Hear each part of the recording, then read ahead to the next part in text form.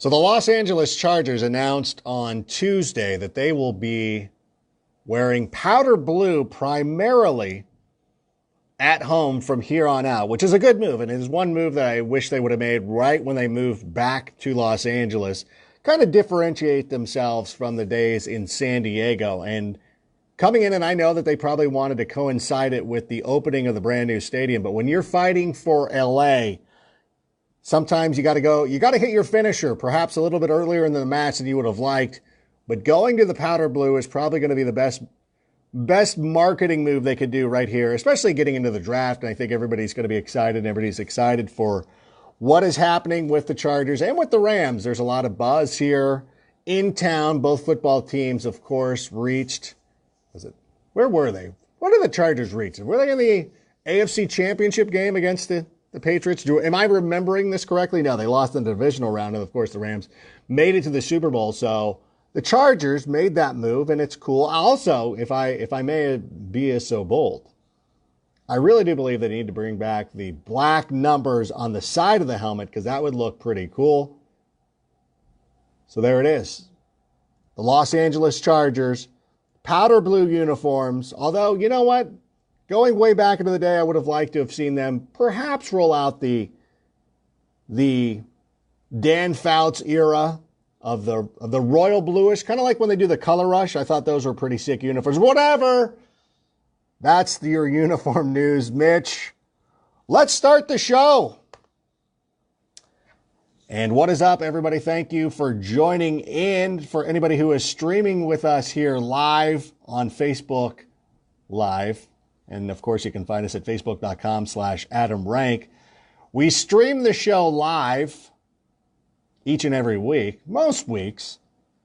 We do that live on Facebook. We will be pivoting to YouTube at some point, and we would like to do that in the near future. And, of course, if you do not sit here and stream with us, you can find us via iTunes, Google Play, Stitcher, the iHeartRadio app, all those fun places. And, of course, that's a big thanks to Mitch Hine, who puts this all together. Mitch joined us for our annual WrestleMania show. Mitch also does the original score. And I've said for quite some time, if we ever win an award, if we're ever that kind of podcast that wins awards, and I don't think that we ever will be, I want it to be for the original score. That's what I absolutely want. So we do appreciate Mitch putting that together. Now, there has been some news that has been happening over the last couple of weeks and over the last couple of days. Number one, Ryan extended. He now has a long-term contract with the Seattle Seahawks, and I'm very happy for them. The one thing that I do like about this, and this comes from somebody who roots for the Los Angeles Angels, when Mike Trout signed his deal, it was one of the happiest moments in my sporting life. You know, it was up there with the Angels winning the World Series. I can understand the excitement for a lot of Seahawks fans who are excited that Russell Wilson is going to be the long-term person in there, and he's going to be their quarterback for the foreseeable future. There's going to be no risk of him moving. All the Giants, and again, I understand because with the Angels fans, you always had to hear it from Angel fans always had to hear it from Yankee fans that perhaps Mike Trout was one day going to jump to their team. Philly fans were also getting into the mix, and similarly, the Seahawks fans had to hear that, oh, look, here we go. You know, Russell Wilson's going to be the Giants' next quarterback. So now that is all done. I'm glad he is going to be paid. He is one of the top quarterbacks in the NFL right now, one of the top fantasy quarterbacks in the NFL right now. And as a matter of fact, at some point during the show, we can talk a little bit more about Russell Wilson, where he ranks fantasy-wise now that he has his long-term deal. We are going to be joined later on today. You might be able to hear her right now, but we'll be joined later on today. Stepmom Lauren from the Fantasy Footballers is going to be, you know what? Let's just do it right now. Let's forget everything I was going to do. The rundown goes out the window because we have one of the bright young minds in fantasy football joining us. Now, this is something, and I've said this repeatedly for a long time. We had always hoped that the Adam Rank podcast was going to be the first 5 minutes of Stepmom Lauren's behind the music profile of like, yeah, she started by answering questions with this idiot before she went on and amassed this empire. So without further ado, Stepmom Lauren, welcome officially. For the first time, your voice is heard on the Adam Rank podcast. How are you doing? Oh, I'm great. How are you? Did you bring me in a No, little you know what? early? When we had Mitch on previously, it was a little bit complicated trying to get him on, and he's the technical genius, and so now I'm not leaning on him. So I'm going to have to do this myself. So I saw that you were available to bring aboard. I'm like, I'm doing this immediately. I want to make no mistake. But Well, you know thank what though? But you. I do want you. I do want to have your expertise here because there is a couple of articles that you've written recently for the fantasy footballers. And first of all, congratulations for those of you who don't know. We did talk about this in recent shows, but Stepmom Lauren is one of the newest writers for the fantasy footballers, one of the top independent sites out there. Their podcast kicks ass, wins all sorts of awards, legitimate awards, not just the original score, but they win Yeah. all those awards and everything like that. So it's a big deal. So how are you feeling being a part of that great organization? It's awesome. It's awesome. I'm also the only lady writer on the staff, which is super, super cool. But it's just been a really great community. They're fun, they're funny, they're smart, very encouraging. So it's been cool because I've listened to these guys for years. So to be a part of that family, if you will, because that's kind of what they do is they make it into a family environment, has been so crazy. So now when I listen to their podcast, I'm like, oh, I know who wrote that article. It's just awesome. Yeah, it's been really fun. And it's opened my eyes up to way more in-depth research, looking at numbers a little differently. So I hope I don't overdo it and start overthinking my fantasy football Oh no, too late. strategies, It's all right. but That's it's exactly what's April. going to I'll happen. figure it out. I know it's already done. I'm over. I'm out. I quit. See ya. I'm back. Okay, I'm good, back. I'm good, good. kidding. I was worried about that. Now, Russell Wilson signed his deal with the Seattle Seahawks, of course, becoming the highest paid quarterback in the NFL. How did you feel that was the right move? First of all, that's got to be the right move for the Seahawks, right? I don't think anybody thought that they should have moved on from him. No, that's ridiculous. You don't move on from Russell Wilson. I think it's interesting that they paid him that much money, but he did kind of give them an ultimatum. So I think it's great. I mean, he's amazing. He is. I don't understand why they don't spend some money on a better running back core, but that's just me. That's just me. But yeah, it's good for them. It is. But yeah, he's a Seahawk. I mean, Russell Wilson anywhere else doesn't seem to make sense. But I like him there And a it really lot. does. Obviously, I believe their best running back now plays for the Chicago Bears, and that's Mike Davis, of course. I also do believe, and you know what's funny is well, it's a YouTube video right now, but it's also coming out and written for it on NFL.com, redrafting the 2018 draft. And as I was doing it, Mike McGlinchey, the way I had done it, was available to the Seahawks at that point, and obviously they need some help on the offensive line. But I said, you know what? If you're going to draft a running back, then it seems like the Seahawks were intent on drafting a running back in that spot. I go, they might as well pick the best guy from that draft, and that to me is Nick Chubb. And so if you had used a first Yeah. round pick on Nick Chubb, I think that would have worked out. But Rashad Penny, as much as I liked him at San Diego State, believe that he's got something to prove this season. And of course, Chris Carson's kind of in and out of the mix.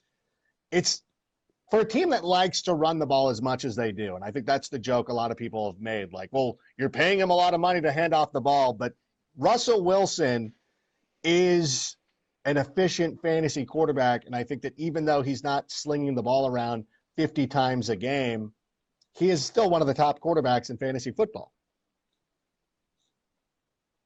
Agreed. I actually saw on, I think it was on Twitter. I can't remember who it was. I'm sorry. I really would love to shout you out, but I don't remember your name. But they said it's amazing. The highest paid quarterback is going to be handing the ball off to Rashad Penny. It just doesn't sound right to me. But yeah, Nick Chubb would have been really That would good have on been that perfect team. for them.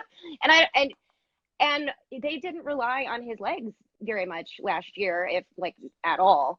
So I'm surprised they're not utilizing him a little bit more in the run game. Maybe that's going to change in 2019, but his numbers from last year were down. I don't have them in front of me, but yeah, I don't know. If you're going to pay him that kind of money, use all of his talents. He's got so many. Yes, of course. One of the great things, though, about Russell Wilson, that even though he's not, and I know this sucks for fantasy because you want him to go out there and run. You want him, I mean, he's as good as obviously like Josh Allen or somebody out there Lamar Jackson, somebody who runs around and gets those yardage points for you, is that Russell Wilson's out there scrambling in the backfield for 20 seconds before he throws a bomb to Tyler Lockett. And then all of a sudden you're like, I don't get points. Like I want somehow the 50 yards he's running for behind the line of scrimmage. I want fantasy points for that I because then it would know. be unbelievable. I know. There's got to be lateral points we can get with that, right? I mean, Well, I mean, even, how about the amount of time he can scramble? We can have some points for seconds. I Time don't know. holding the But football. yeah, it's a very good I know point. that we're redoing Yeah, I the know. NFL.com fantasy app. And by the way, if I can do a quick plug right here for that, the NFL.com fantasy app, let's be perfectly honest. I know a lot of people were upset about it and there were some issues with it in the past, and we're not going to run from that. We understand that this is a living, breathing organism that's going to continue to grow. The relaunch is coming in a couple of weeks. I have been more involved in this than I have ever been with our fantasy app in the past. It is going to kick ass. You guys and girls are going to love it. And you don't have to switch all of your leagues to NFL.com and our fantasy app, but I ask you, I implore you, I beseech you, just one league, try the app. You are not going to be disappointed. I want you to check it out. I want you to try it. And you know what? And this is the thing, because I'm there as part of the development team, I will see if we can get Russell Wilson time holding the ball as an actual point total something. I don't know. We'll figure out a way. Then I will draft him as my quarterback again, because I know that there were some issues that we had when we first set up rank and file. We were thinking about different ways we could have points. So if you can make that happen, Rick, I'm drafting. We're always looking for fun ways to put out points and everything like that. Like, fantasy football isn't fun already, but hey, why not put those points on the board? We like to see them. That's the thing, and that's one of the things that we're really striving for. And again, I didn't mean this to evolve into an infomercial for the NFL fantasy app, the NFL fantasy app. We haven't even worked on the branding yet for the name, but that is one of the things that we came to the conclusion of, is like, fantasy needs to be fun, and this app needs to be fun, and we want people to be having a good time. And obviously, we're being silly talking about like, oh, I want to have points for him holding the ball and running 50 yards behind the line of scrimmage. Although I think you can track that with next gen stats, but at the same time, like, it needs to be fun. Explore, like, this is the thing, like, you can have a free league here. This is the perfect time to go out there and experiment with 2 quarterback leagues, different point variations, and just have some fun. All I ask is you just do 1 league this year on NFL. And fine, I will start another fan league, not the rank and file. That's a lock solid league, but we'll have another one. We'll have another one out there. It's the best. But let me ask you something. Now, I wanted to get into some of the stuff that you've been doing for the Fantasy Footballers. And again, you can go check that out at Fantasy Football. Is it thefantasyfootballers.com? Hold on. I got it. thefantasyfootballers.com. So if you're going to be searching out these articles, thefantasyfootballers.com. I want to get into, I loved your first 2 articles. You did send over a list of quarterback top 10. Is this your list, or is this the Fantasy Footballers list? These are the consensus ranking, and they're the early quarterback rankings right now. Obviously, these are going to change as the offseason progresses, and, you know, we're going through the draft and all those fun things. But this is their list. It came out in their podcast. It was just released on Tuesday. So I'm writing the article, kind of summarizing what they said, adding a little bit, you know, stats and interesting data, sprinkling it in here and there. But that is their list. There's a couple of them I was like, that's very curious. Very curious, but for the most part, I did agree with the top 10. I mean, obviously, Patrick Mahomes is ranked number 1. What? I mean, that's a no-brainer. My dog even knows that. My dog does not feel that way, and you know what? And I was very disappointed with her. I'm like, you know what? I feed you and I walk you, and you. Actually, I don't even have a dog, but at least just agree with me. Right. Just play along. By the way, I did want to acknowledge some people who are joining us here on the live stream. Raul Rodriguez says that Lauren rocks. Great advice last year, and such a great writer. And I will co-sign that. Thank you. Heidi Yeager McBride, she's going to be in on a league yeah, you know what, Heidi, you're in. Heidi's our friend who joins us in Las Vegas every year. Not for the draft, for the postseason stuff.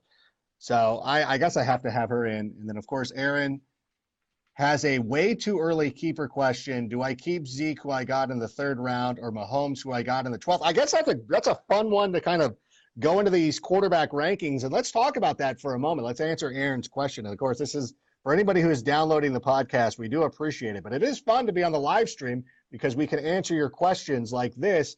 And a keeper question: if you're having Zeke in the 3rd, Mahomes in the 12th, for me, I think I still go with the running back, even though Mahomes is so great. How do you feel?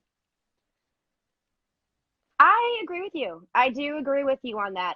One interesting note about the quarterback class that has developed since 2017, Mike Wright from the Fantasy Footballers brought this point up. Between QB8 and QB14, which was Drew Brees and Cam Newton, there was less than 1 point differential between those quarterbacks. So there are some really good quarterbacks that you can get and not have to, spend that kind of cap. But it's Patrick Mahomes. I mean, that's really, really, really tough. So depending on your league and how your league scores, like I'm in a league where our quarterbacks are the first off the board because they will literally score almost 100 Right. points a game. So we have to have an elite quarterback, otherwise you're doomed. So it just depends on your league, like you always say. Know your league, know how it scores. But the running back, I mean, Zeke is incredibly consistent. So I don't know. I agree with you on What's that one. interesting, though, and of course, perhaps Aaron can pop back in with some of the parameters too. It's always interesting because at first blush, you're like, Zeke, this is, even though he's a third round guy, he's still going in the top of the draft. As you said, there's great value with these guys everywhere. But if you don't ever have to give this player up, and if quarterbacks are weighted in a way like similar to the league that you're talking about, and of course in our rank and file league, quarterback passing touchdowns are worth 6 points, so they're even more valuable. If you never had to give him up, if this wasn't a 3-year deal, if this wasn't a 2-year deal, Patrick Mahomes, you figure, is going to have a longer career than Ezekiel Elliott, who at some point is going to hit his peak and start to go down a little bit. I don't hate going with the quarterback. If he is going to, so I'm already hedging on the advice that we were giving out to Aaron. If this is forever, if you never have to give up Patrick Mahomes, thinking about having Patrick Mahomes as your quarterback for the rest of your life compared to having Zeke for 3 more years? Perhaps that's where I would go with the quarterback. And that's, again, this all comes down to how your league is set up. And this is one of the things we always talk about, one of our basic precepts. Always know your league, always know your scoring system. But for Aaron is just chiming in right now, and he says the league can keep a player for 3 years. So perhaps I would go with Ezekiel Elliott and just try to find some other quarterback. You can get Baker Mayfield perhaps, or somebody else who's going to have a breakout season. So original answer of Ezekiel Elliott. But for anybody else out there who has got a dynasty question like that, if you keep these players forever, I would lean towards the quarterback because their careers are going to be longer. And I think that we're pretty safe in saying that. So I do want to talk about this, though, and since we're talking about Russell Wilson, because this is interesting, because I do have the list that the Fantasy Footballers talked about on their Tuesday show. See, I'm behind on my podcast, so I have not listened. And by the way, listen, I guess people here in this building don't listen to the show enough, so I don't mind putting over other quality fantasy podcasts because I think the most information and the variety of information that you can get, I have no problem. If you're fans of the fantasy football, I love those guys. Like I'm a fan, so I have no problem. This isn't like the WWE. This isn't. It always feels like I'm like Xavier Woods talking about Kenny Omega, and of course I know how much you love the professional wrestling references, but yeah, trust me, it's an apt reference. But I always feel like, oh yeah, like I don't care. Like I'm probably not supposed to talk about other people and other what I guess would be considered competing platforms, but hey, quality's quality, and those guys rock, and I love them. And of course, you're there now, and so dude, that's bittersweet. That's going to be one of those things you're like, oh yeah, she was sort of on this show, and now blowing up over it. It's fine. Oh, come on. I'm still going to be here. I'm going to be annoying everybody in your comments on Sundays and on Fridays, answering certain sits like I know what I'm doing, because I love pretending to know what I'm talking about. No, I'm just You kidding. do a great job. But I'll still be here. I'll be in your lives. I'll be commenting. You can't get rid of me that Oh easily. no, you're the big time. It's fun. You're the person, you just recently graduated, so you don't mind coming back for a game here or there. But then, you go through sorority rush, and then the next thing you know, it's like, oh, she's gone. We'll never see her again. But that's okay. I do, though. I do want to get to these top 10 of the quarterbacks because it's interesting. Obviously, Mahomes was the number one guy. Yeah. Talking about Russell Wilson, as we were sitting here discussing, I noticed where he is in these rankings. And if I may, I'm using that correctly because that is asking for permission. I'm going to go over the top 10 list. And I'm sorry, this is the proprietary content of the Fantasy Footballers. Listen to their podcast. They went over this on Tuesday for a deeper examination of this list, of their consensus list. But I do want to kind of go over this because I think this is interesting, and I like I like having a different outside perspective because it does make you kind of question yourself and how you feel about things. But their list goes Mahomes, Andrew Luck, number 2. I agree with that. Aaron Rodgers at number 3, Deshaun Watson at number 4, Baker Mayfield comes in at number 5. A little bit of a surprise, number 6. I probably shouldn't quantify that by saying things like this, but number 6 is Carson Wentz. Number 7 is Cam Newton. Number 8 is Matt Ryan. Russell Wilson comes in at number 9, and the list is rounded out by Drew Brees at number 10.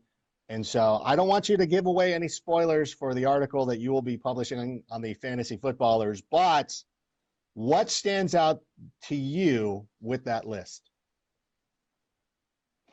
Obviously, the Carson Wentz being at number 6 was a little bit of a surprise. And I literally was like, what?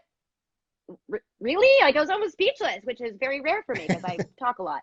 So I went in, I did, and I took a deep dive on Carson Wentz and what justified him being on this top 10 and then being as high as 6. Now, this doesn't really take into account his injury because it's, his shoulder issue, because we don't know his timetable for recovery. So this is on the basis that he's going to be completely healthy going into 2019. So the reason why it made sense to me to have him here on this list, I probably would have put him a little lower, but I don't know. These guys are a lot smarter than I am, so I'm just going with what they said.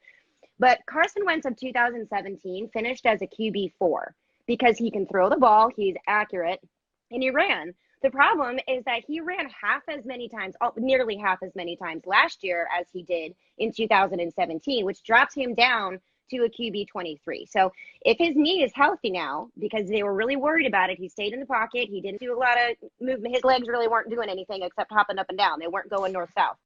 So if he can keep doing that, if he can run, and if he can keep his passing up, because he had a career high passer rating last year.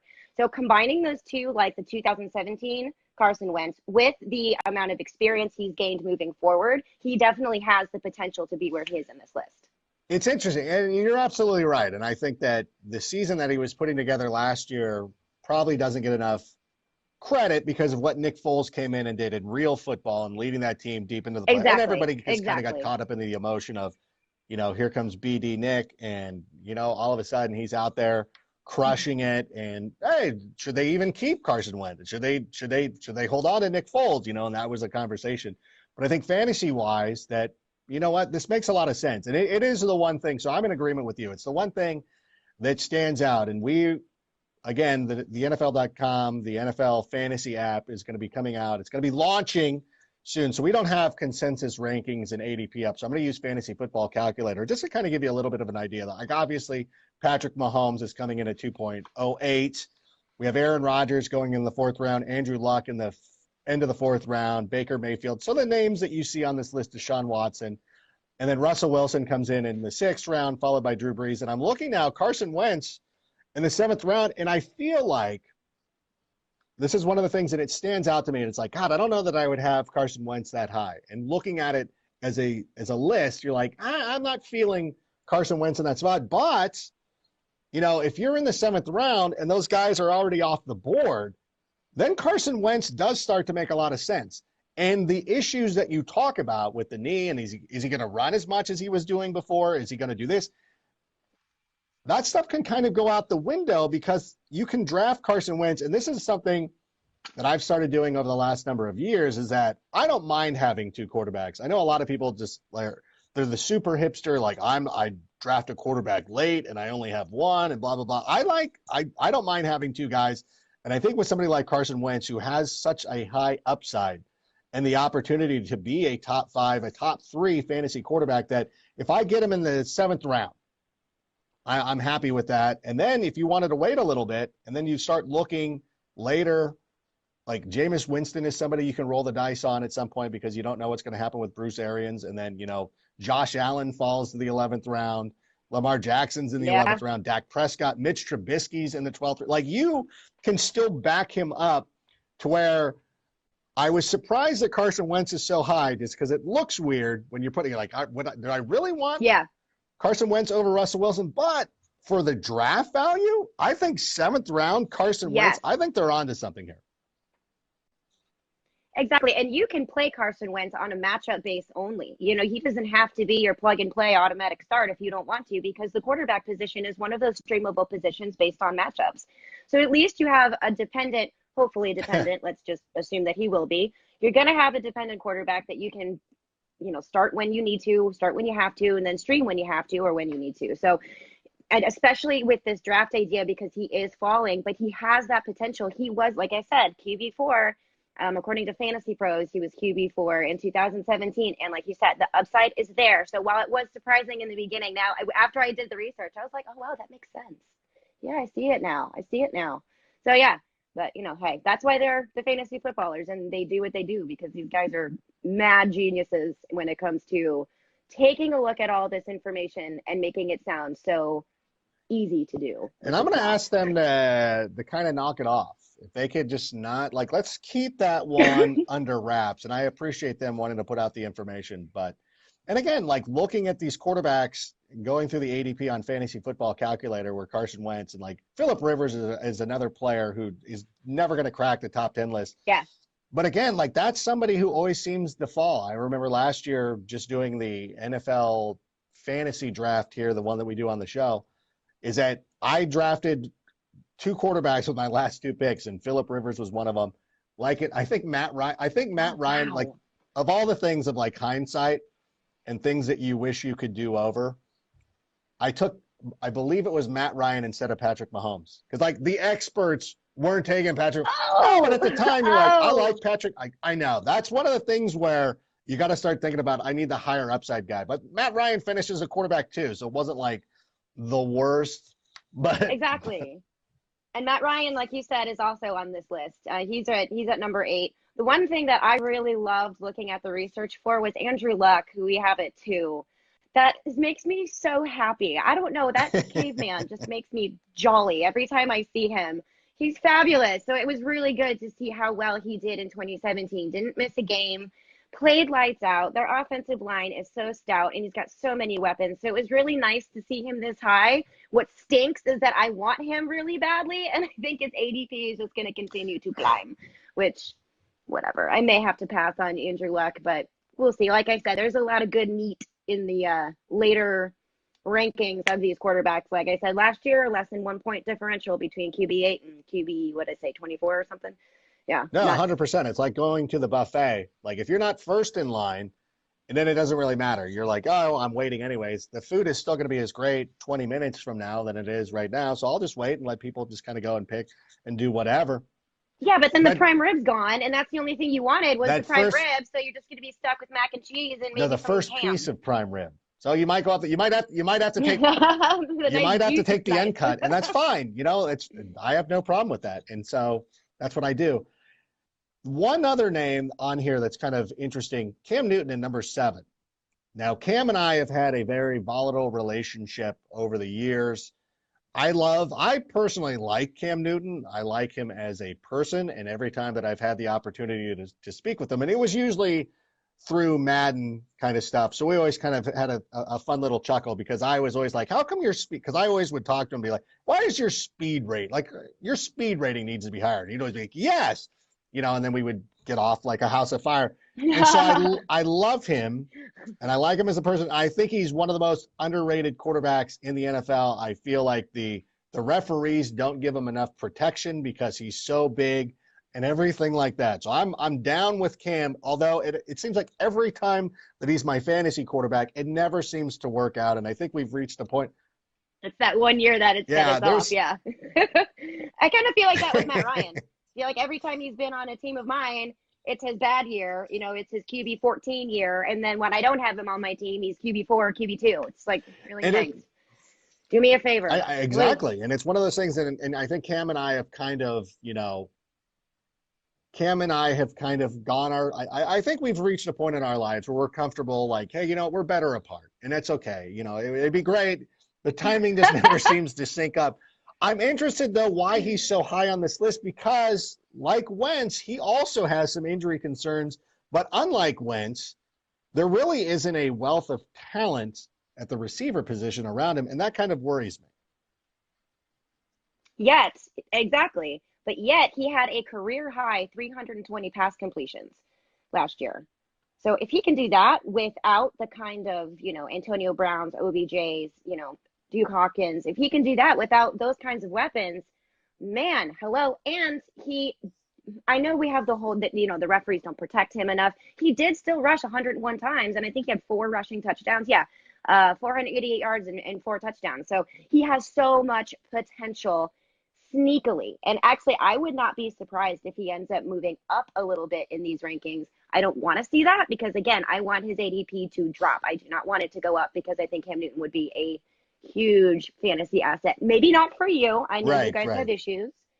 You can talk to your therapist about it. We can talk to, we can work it out. We can. Unless you just feel like it's I over, need you to be I'm my out. therapist in regards to this. But it's funny, too, because we talk about this. I think with the sharps, and I hate to use that kind of wordage, for us, it makes sense to go with Carson Wentz and Cam Newton. But I think in a lot of home leagues, that a lot of people are going to stay away from these 2 guys, and they're going to avoid them because of the injury concerns. Yeah. So anybody who's listening to us, keep them in the back of your mind. And I think that you're going to, and even though I see the ADPs, and of course this is early, and the people that are participating in fantasy football calculator drafts are ardent fans, and it might not be a viable representation of what you're going to see in a lot of your home leagues, that Carson Wentz might survive to the 10th round, and Cam Newton, even in this one, survives into the late 8th round, 8.11. I think in a lot of leagues, you're going to be able to get him in the 10th round, and that's exactly where you should start targeting these guys. And if Cam Newton somehow falls in your draft, again, as I sit here and I'm apprehensive about it, and I'm saying this for you because I won't be able to do this, but for you, I think that you should take a gamble on Cam Newton. And it is, again, it's one of those things that's jarring to see, like, gosh, he's ahead. Like, he's really ahead of Russell Wilson in these rankings, but I get it because the upside. And this is going to be one of those years where, like you said, the difference between, what we do and how we research, and then you have your home leagues. And like you said, people are going to be passing over the likes of Carson Wentz and the likes of Cam Newton, and they're going to go with the flashier names like Drew Brees, who ends up being 10 on this list. I mean, so that's great. Use these rankings as like your sneaky little behind the scenes peek at what everyone else has already researched for you. And you can get some massive value throughout your draft, almost at every position, if you use the rankings right. Because like you said, there's going to be names that pop out, and there's going to be names that just get glossed right over. And those are the ones that are going to do well. This year, especially. And our friends at the Fantasy Whisperers astutely point out that, of course, CMC is the top receiver for the Carolina Panthers. DJ Moore, yeah. I'm still a big proponent of DJ Moore. And again, when I was doing the redraft for NFL.com, the first receiver off the board for me was still DJ Moore, because you can't really judge him on his rookie season because he's going to end up being the best guy unless it's Anthony Miller. Or Calvin Ridley was fine as well. But DJ Moore is still very talented. Curtis Samuel, though, I want him to step up.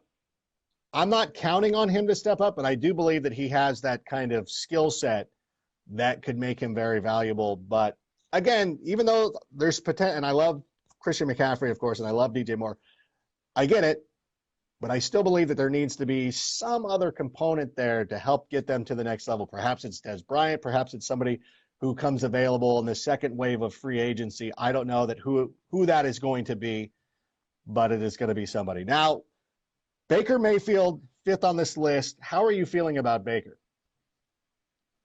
I love it. I have Baker mania, and I'm not too proud to admit it. I love Baker Mayfield. Obviously, he has OBJ. He has Jarvis Landry. He has Nick Chubb, possibly Kareem Hunt if he ever comes back from suspension. I don't really want to even speak the man's name, but he has a lot of weapons at his disposal. But, I mean, the greatest thing that he has going for him is Freddie Kitchens and Todd Monken. I mean, I love where he's at. And plus, he's good. He is very, very, very good quarterback, surrounded by, I think, Pro Football Focus had the Cleveland Browns offensive line as 3rd in the entire league. So he's got the protection, he's got the weapons, and he has the coach that's behind him and wanting him to succeed. In fact, the first 6 weeks, I think it was under Hugh Jackson, his passer rating was like 59.9%. I'm sorry, pass completion percentage was 59. And then the last 8 weeks under Freddie Kitchens, it was just over 70. That's the difference of what he's working with. And I absolutely love him. But everybody else does too. There's a lot, you either love him or you hate him. So I don't know. If he falls to a reasonable spot in the draft, I'm taking him. And I'm not going to apologize for it because I just love what he has working with this year. Todd mother freaking Monken is the guy. I mean, if that name does not sound familiar to you, that's okay. He was the offensive coordinator for the Tampa Bay Buccaneers last year, and you saw what it did, at least for a couple of weeks, for Ryan Fitzpatrick. And I think when you combine that with the talent of Baker Mayfield, and now you bring in Odell Beckham Jr., that's enough right there. You can just say that right there. Exactly. Exactly. And when Todd Monken was the offensive coordinator for the Tampa Bay Buccaneers, they went second and third in the league in pass attempts. They like to throw the football, which is very good for Baker Mayfield. 100% in agreement with you. And, looking again at the fantasy football calculator, 5th round for Baker Mayfield, I start getting into there. I did a mock draft, and of course, you can check out my YouTube page at youtube.com/AdamRankNFL. Mock draft Mondays are now getting underway. And I got into that 5th round. I was drafting from the 9 hole, and I got into that 5th round, and I missed the run on quarterbacks. And, of course, this is one of the cool things about going through and doing mock drafts right now is just finding the strategies that you're going to take going into your drafts in July and August, and just seeing that missing out on that run of missing out on Baker Mayfield and all the guys that go into like that kind of range, it really bummed me out. And it leads me to believe that I'm going to end up overdrafting Baker Mayfield. And as you said, I don't care. And that's also why the way that we set up our league is 6 points for a passing touchdown. At least make it fun, because I want to root for a good quarterback and I want to have fun, and I don't want to sit there and have 4 point, like whatever. I lost that fight because the NFL fantasy app, the default setting will now be PPR, which is fine, whatever.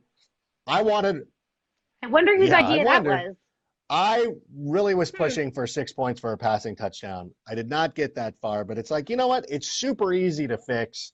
So I go out and I fix it, and that's the way that I like to do it. And that's the way that you should do it, because it's a lot of fun. Again, fantasy football is supposed to be fun. It is supposed to be fun and challenging. It is challenging. So we could go forever on these quarterback rankings, but I did want to get into some of the other stuff that you've been working on for the fantasy footballers. And one story that really caught my eye, and I believe this was the first one that you did, and you're talking about David Johnson being a top 5 fantasy running back, a huge steep discount. Now, on this podcast, he was featured as one of the fantasy football players that we can't wait to draft. David Johnson, I'm in agreement with you, but talk a little bit about it. What led you to this conclusion that David Johnson is going to regain fantasy relevance? Well, it all boils down to where did the top 5 running backs, what did those numbers look like last year? So when I actually compared them all, let me just pull up my graph so I make sure I don't mess up the numbers. He actually outrushed Todd Gurley twice in attempts. So Todd Gurley had rush attempts at 256. David Johnson was at 258.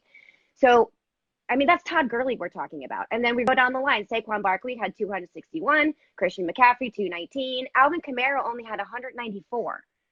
And because he's, the pass catcher, that's, how the Saints like to utilize him. And Ezekiel Elliott had 304. So these numbers are all right there. The only difference where David Johnson's numbers were terrible was as a pass catcher. He did not have those receiving numbers. I wonder why. And in his rush yards, because he wasn't utilized. You can't just pound this man up the middle and be like, hey, 3 yards. That's not what he's meant to do. So now Cliff Kingsbury comes in and changes the entire landscape for David Johnson. And they have been very vocal about saying he's going to be incorporated into nearly every aspect of this offense. So it's just super duper exciting to see that, because really the attempts are there. The skill is there. He is not injured. He is a beast of a man. And I really think that he's going to explode this year because, like I said, he's in that right environment for that to work, which I'm so excited. I can't wait. Even if I don't get him, I want him to do Right. well. And I well, again, this is one of those things where the perception of David Johnson and anybody who's drafted him over the last 2 years is burned by him, and they want nothing to do with him anymore. And they're like, this guy's terrible. I will never draft David Johnson again and everything, which is great for us because it will hopefully afford us the opportunity to take him at a reasonable spot in fantasy leagues. Yes. In my mock draft that I did 2 days ago, I took Le'Veon Bell at the number 9 spot. I don't remember where David Johnson was. I think did I double up on them or whatever it was? But if I feel like in the coming summer that if you're in the 9, 10, 11, 12 spot, you're going to end up getting an opportunity to get David Johnson. I would implore you to do that. And again, Cliff Kingsbury, when he was at Texas Tech, his teams ranked 6th in throwing the ball to running backs on early downs. And that is one of the things to help defeat a bad offensive line is to throw the ball to your running back in space. Cliff Kingsbury's Texas Tech Red Raiders were one of the tops in doing that. And of course they ranked 6th. And the teams that were ahead of them were from the coaching tree of not Mike Price, but the pirate guy who's at Washington State, their coach, the guy who's got the coaching tree with everybody down from Dana Holgerstrom and all those guys. But he is, but that is one of the things is that it's a hallmark of that offense is to throw the ball to the running back out of the backfield. And again, if your leagues are switching to PPR and everything like that, it's only going to add to his value, and he's going to find ways to get him the ball in space. It was really one of the problems with Arizona last year. Why can't I think of the offensive coordinator? Mike McCoy.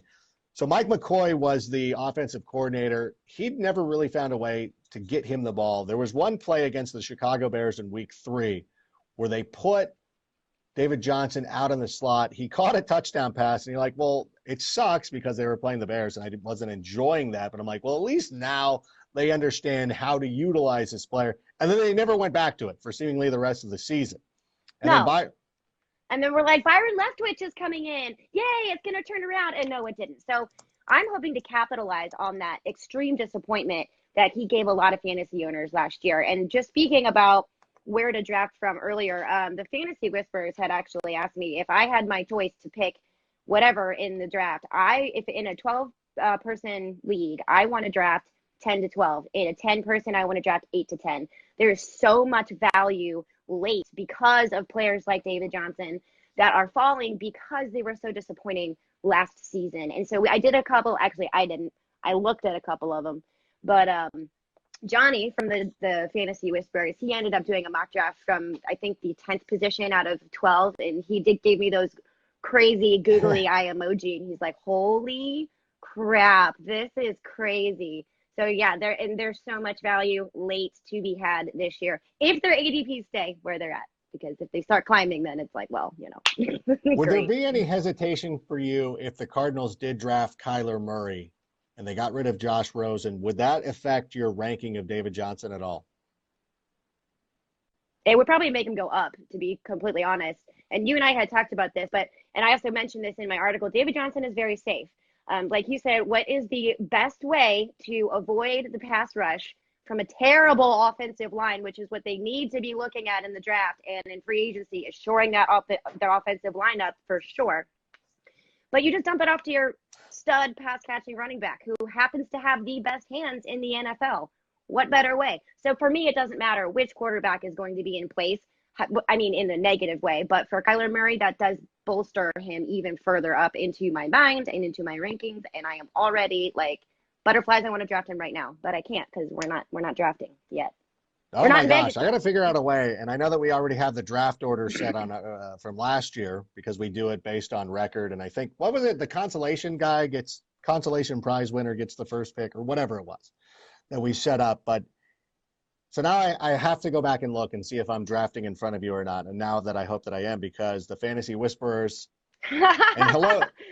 Oh, then I'm just gonna start feeding you information. This is the thing. This is gonna be the problem now with us being in this league together. Now you're now see, I always have to play with my cards on the table. You now have to have your cards on the table. So we should actually form a little like a little tandem or something, like it's Big Brother, and it's like the final two. It's like we got to be very careful because like everybody, and you know that Jordan, the defending champion, and everybody's going to be looking at us and watching all this stuff and being like, okay, well, I know where these guys are going, and so Yeah, we're already exactly. screwed. Yeah, But the exactly. one thing, and the fantasy whisperers did ask, like, how high would you take David Johnson? And to me, Saquon Barkley is the 1.01. And then you can go Kamara, CMC, Ezekiel Elliott. I think those four guys are lock solid. I I love Todd Gurley as a person, and he's always very cool to me. He loved my Red Hot Chili Peppers / Rams shirt, so we'll always be good. Loved him at Georgia. I'm not worried that he's not going to continue to be good. I'm worried that the Rams are now going to roll back his role a little bit, and I'm concerned about that. Melvin Gordon is a great running back. I can never, as a courtesy to Melvin Gordon, and anybody who drafts Melvin Gordon or anybody who's a Los Angeles Chargers fan, it's my duty not to take him because I've dogged him for his entire career, that I feel that if I ever jump on his bandwagon, that would bring him down. So as a courtesy to him, and this is how much I think of him as a human being, I will not jump on the bandwagon. I will allow him to continue to put that in my face each and every year. And it's a thing that I think that's how our relationship works, and I'm cool with that. But then, so I would obviously have David Johnson right there. So Le'Veon Bell, I'm a huge fan of, but now I would probably put David Johnson up there. I would take David Johnson perhaps ahead of Le'Veon Bell, because the more you talk about it and the more I'm confident in Le'Veon Bell and everything like that, I think now I'm just getting more invested in David Johnson, and I think you'll find this even more so as you continue to go on. The more you advocate for these players, the more you start to take stock in it, and you're like, I want them to do well because it makes me look good, number one, but you're like, I feel like you have a weird attachment to them. And so then it is. It's like, it is like an attachment. And one of my other articles is actually a bust article that was really hard to write because I love all three of those players.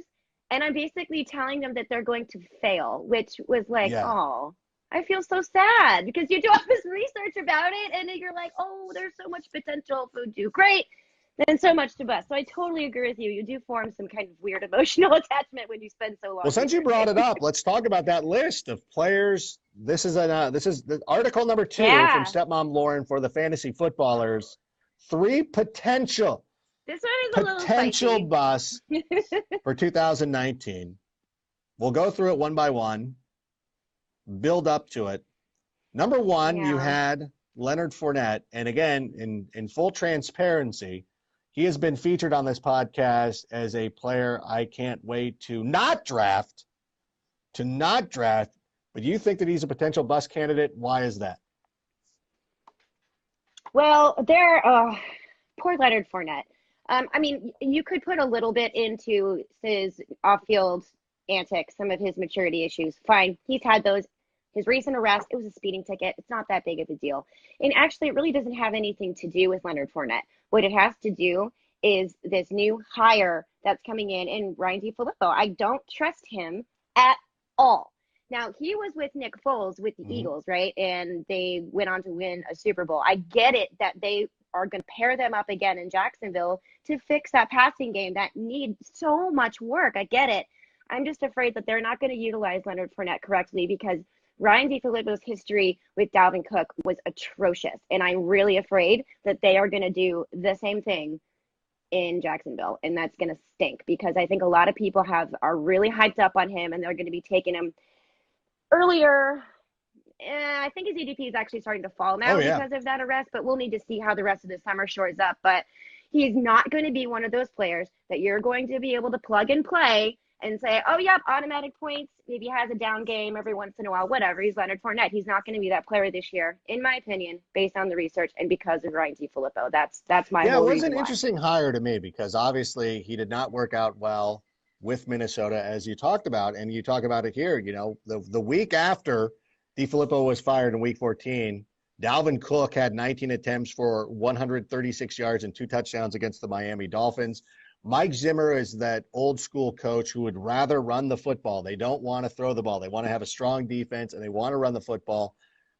obviously Doug Marrone is of the same ilk down there in Jacksonville and our friends down in Duval County, Florida. DeFilippo, I'm with you. It was a puzzling hire to me. It seemed like they should have gone with Yeah. a more of an older school approach of a guy who wants to run the ball, but perhaps, they can find some. My hope is that you can find some sort of compromise. That Doug Marrone feels like, you know what, we have Nick Yeah. Foles, then we should evolve the offense a little bit and allow him to go out there and do what makes him so good. But at the same time, DeFilippo's got to be like, hey, you can be a millennial and still run the football, even though that's not something millennials do. Yeah, I mean, and Ryan DeFilippo in the last 3 years has been is the offensive coordinator for 3 different teams, and they have rushed like under 40% of all of their plays have been rushing attempts. It's just when you have a team like Jacksonville that really has surrounded Leonard Fournette and based their offense on this guy, and now you're bringing in somebody who like running, psh, we don't do that here, we pass. It just are they gonna make him into an integral part of the offense, or are they gonna try it and then be like, oh, I tried, it's not working, passing the ball?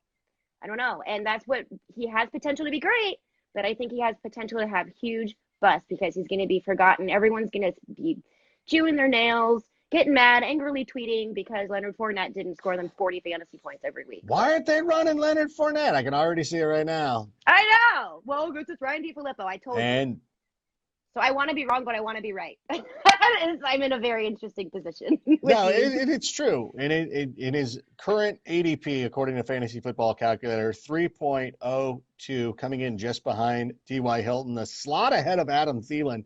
And I'll tell you right now, if I'm in a fantasy draft and Adam Thielen and Leonard Fournette are both on the board, I'm taking Adam Thielen, no questions asked. And as a matter of fact, his ADP is ahead of Keenan Allen. I would rather take Keenan Allen. It's ahead of George Kittle. I would rather take George Kittle. And that is something, too, that, perhaps we'll have you on at another show, too, is I want to get into the drafting the tight ends super early because that is a strategy. It reminds me of when Gronk was in his heyday. And I remember talking about this with Patrick Mayo, of the Pat Mayo experience. You can find him. He's part of DraftKings draft coverage, or fantasy coverage, I should say. And we really always had talked about going with Antonio Brown and Rob Gronkowski as our 11 and 12 pick. Like, this was back when Antonio Brown would go at the end of the first round when he was just starting to come on. And what a great strategy that was back in the day. And I feel like with Kelsey and Kittle and perhaps Zach Ertz that perhaps we should bring that back. But we can talk about that a little bit, some other show, some other time, because what I want to talk about is another player that I just mentioned, and he's also on your bust list. You have Antonio Brown as a potential. And for you, the only comment I have for you is how dare you? How dare you? This is not, listen, I feel like I have taken a vested interest in your career, and this is how you repay me by besmirching Antonio Brown. Defend yourself. Defend this. Yes, sir, I will. So this was really hard for me to write also. I know I've said this about this whole article, but this one especially because I love Antonio Brown. I love his candor. I love his play.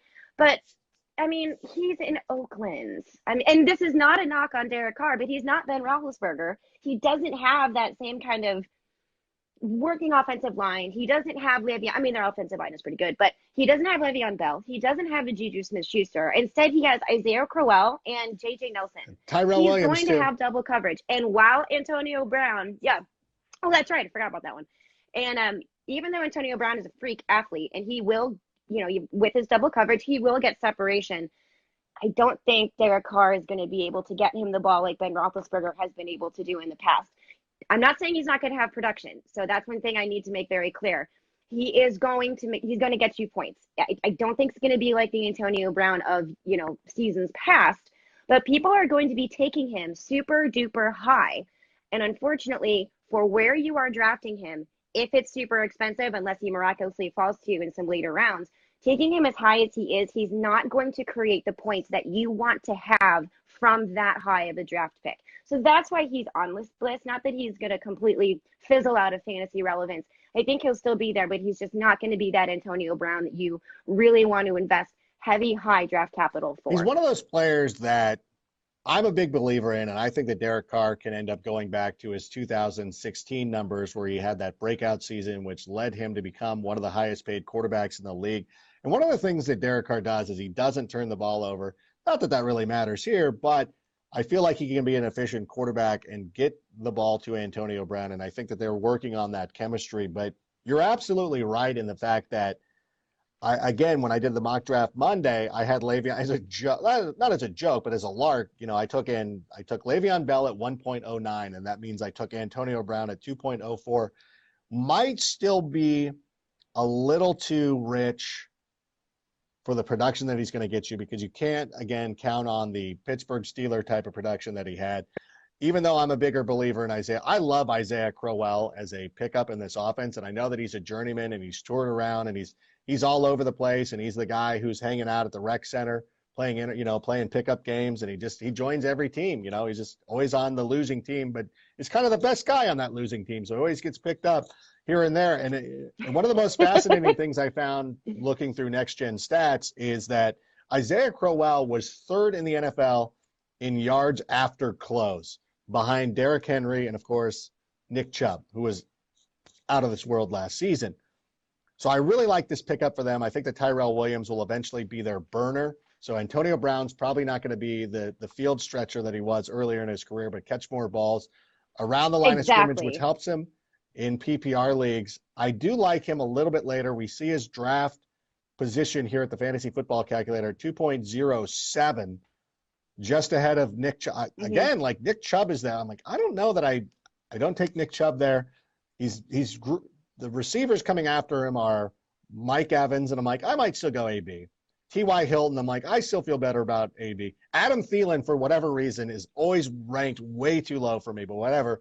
The interesting call to me is going to be between him and Juju Smith-Schuster, and I feel like Ben Roethlisberger is a petty enough individual that it's kind of like when you go through a breakup, and you're like, you know what? I am going to lose 30 pounds, and I am going to look like Brad Pitt from Snatch, and that Ben Roethlisberger is going to give Juju Smith-Schuster 900 targets.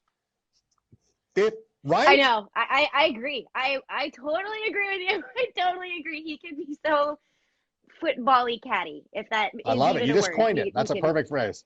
Put those claws out.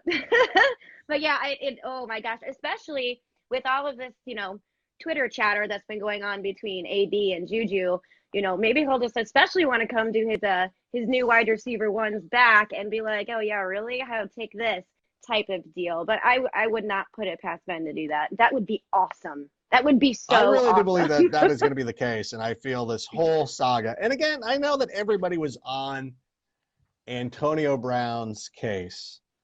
And at times it didn't look great for him. But I'm not necessarily, I don't want to say that I'm taking sides because I like both guys. You're kind of like, you're watching two of your friends break up. You're like, this is awkward watching this go back and forth. Because I feel the pain that Antonio Brown is going through, that even though he's happy in Oakland and moving on and everything like that, like you can still be upset about how this all played out. Yeah. And I am not going to. Yeah, there's some funny comments. I think Ian just mentioned the St. Louis Rams analogy. I see you, Ian. Oh, he knows, because that's he came into one of my shows at the Brea Improv, and somebody mentioned the St. Louis Rams, and I ended up using 2 of my 20 minutes railing on the St. Louis Rams and the whole thing about like how it feels like your ex-girlfriend has moved away, and then you got to come out to a show. And as a matter of fact, I don't know if I can talk about the dates that I'm going to be in Florida in June, in Orlando and in Tampa, doing a couple of shows at their Improv. So we're there. You just give me the deets and we'll be there. So sure. Yeah, so look forward to that at the end of June. So then, you know what? Somebody prompt me. Well, if you're in the crowd, prompt me. I will go into my story. But also, get back to the matter at hand, talking about the 3 potential bust candidates quickly. Philip Lindsay, this one you said, this pains you deeply because as you wrote, you had shares of Lindsay in nearly all of your leagues, and now you're turning your back on him. Oh, It I'm not sounds turning like it. my You're back turning your on back him. on him. I'm being realistic and I hate it. I absolutely hate it because Philip Lindsay, I had Royce Hmm. Freeman also. So I actually went and snatched up Philip Lindsay because it was like, who's this cat coming in here and, breaking the hearts of Royce Freeman owners around the world. I loved him. He was such a good story and he was just an awesome running back. So much fun to watch. So much fun to watch those fantasy points just climb and climb and climb. But he's hurt. There's no timetable on his return. There's a new quarterback in Joe Flacco. Royce Freeman's getting all of the work with him, taking valuable first team reps. I don't know. And plus the management, I wouldn't be surprised, is going to want to push for their first round. He was a first round draft pick, wasn't he? They're going to want to push to get him playing time, get him the football so that they can save face. And I just think the environment for Philip Lindsay right now is not what it was last year. And especially with that injury coming in, it does concern me. And I think people are going to take him high because of what he did last season. But if he falls, I still think he's going to be a good value later on, but not as high as he was going before, which is, again, this whole article was based on first through third rounds of a draft. And ADP always changes. So keep your eye on that as well. So hopefully he does And fall, it and that'd is be one great. of the most difficult things to write. And I'm kind of a bigger chicken about it. Like, I don't like writing about this, but when you're putting it in the context of they're not going to reach Hard. their fantasy potential of the round that they're being taken in. And there is something to be said about a guy who is an undrafted free agent. And as well as he played last season, when you invest draft capital in somebody like Royce Freeman, there's always going to be a little bit of perhaps we should give this guy. They always lean on their original scouting. That's why when you see a lot of players released, when they get picked up by other teams, they're usually going off their college scouting, especially for the quarterback position. And you see, when Kirk Cousins was out there, maybe this is a bad example, but when somebody is out there, they always go back to their college scouting and they they look at what they were seeing from him coming out of the college realm instead of like, oh, this guy played one great game. Let's sign him to a huge deal or anything like that. But I think that, some of that stuff comes into play. And I believe that Royce Freeman is going to be taking who I believe when he was coming out of Oregon was one of the top prospects. I don't remember if he was battling an injury himself, but of course, there is again, like saving face, as you said. There's, hey, we got to prove Hmm. like we knew what we were doing when we drafted this guy. So, Yeah. and I don't know. I'm interested to see what happens in Denver. I don't want to root against Vic Fangio, but I'm pissed at Denver for taking him from us. Like there wasn't like everybody else is hiring these hipster guys who had lunch with with Sean McVay. You guys couldn't do that. You couldn't With do the Sean same thing. McVay. Why did Yeah. you need to take this defensive coordinator? But not that I'm upset with Chuck Pagano. So whatever you want to do, you're going to do. Well, listen, we're going to have to wrap this up at some point. What's funny is we had Matt Flynn waiting on the line, but unfortunately we're not going to be able to bring him in. So hopefully we'll get him on. Oh my Oh, gosh, we'll have shucks. to get him on at a later. I could have thrown in like four Matt Flynn references during this, by the way, and I totally No, and it's avoided fine. it. Like I was on the radio. Somebody's like, "Can we?" I'm like, I don't think that you think that it went that I thought it was hilarious. Like I saw him, the backup quarterback from some team responded, and I'm like, yes. Like this, it's so funny that people who don't know my voice and don't know my attitude, like if you don't know me, like I Exactly. could see, I'm like, oh, okay, I sort of see it, but like anybody else who spends time listening to me, you're like, yeah, like I don't mean that in a bad way. It's kind of like it's kind of like if you were at a party and you were talking about like how Showgirls was a terrible movie and like Kyle MacLachlan standing behind you and you're like, oh, hey, Kyle, like, listen, I don't mean that in like a bad way. Like that's what you Oh, would say. You'd be like, oh, I didn't mean that in a bad way. But then, you know what, though? But even Kyle MacLachlan would be like, you know what, that was kind of a terrible movie. And I think he would have a sense of humor about it and move on. But, yeah. anyways, that's more than I wanted to talk. But hopefully, we'll get him on at some other point on the show. We're working hard to do it. James Jones is going to be our mediary and getting, like, by the way, I talk S to football players all the time. Like, that is my job. Like, I don't know if James has been on this particular show, but we filmed a pilot one time, and the whole thing was me just dragging him about like, I don't really know James because I only remember the players who did really good against the Bears, which is a funny